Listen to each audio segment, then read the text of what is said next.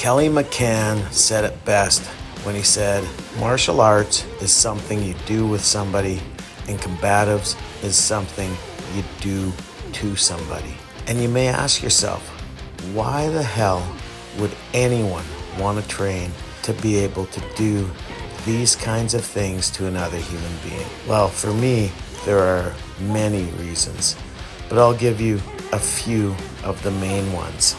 One reason that is important for me, and I'll be brief on this one because I will do another video on this, is that it keeps your martial arts realistic. When people do knife flows and knife drills, they can distance themselves from the ugly reality of what using an edged weapon is. But when you train like this and you train to smash and fuck somebody up and obliterate them in front of you, there is no doubt about the ugly reality of using edged weapons. There is no doubt about the ugly reality of edged weapons violence. This understanding will give you a better base to build your knife defense skills off of, and it will make you less likely to enter into a violent encounter knowing that this horrific form of violence can be brought against you. It is my belief that passing on violent skills to people with good hearts makes our community safer.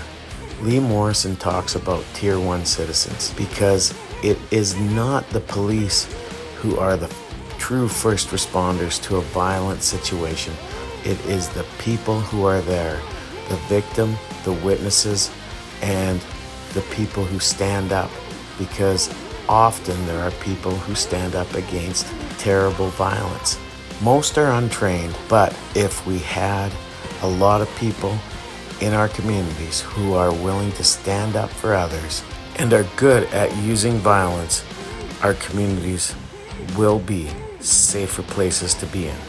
One of the sayings that gets thrown around a lot is, I'd rather be a warrior in a garden than a gardener in a war.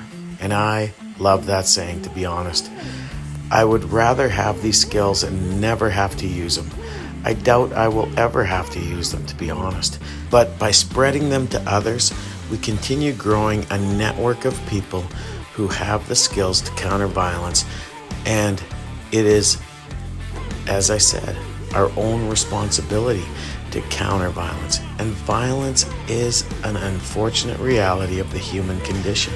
And so some of us, some weirdos like me, end up devoting our lives to helping others learn how to counter it, how to deal with it, how to be good at it. In my opinion, it is actually a sacred path. Few will follow this path, but those who do, those who truly embrace it, will end up finding others who will help them along the path, and others who they will help along. We end up with a community of warriors, and that is a beautiful thing.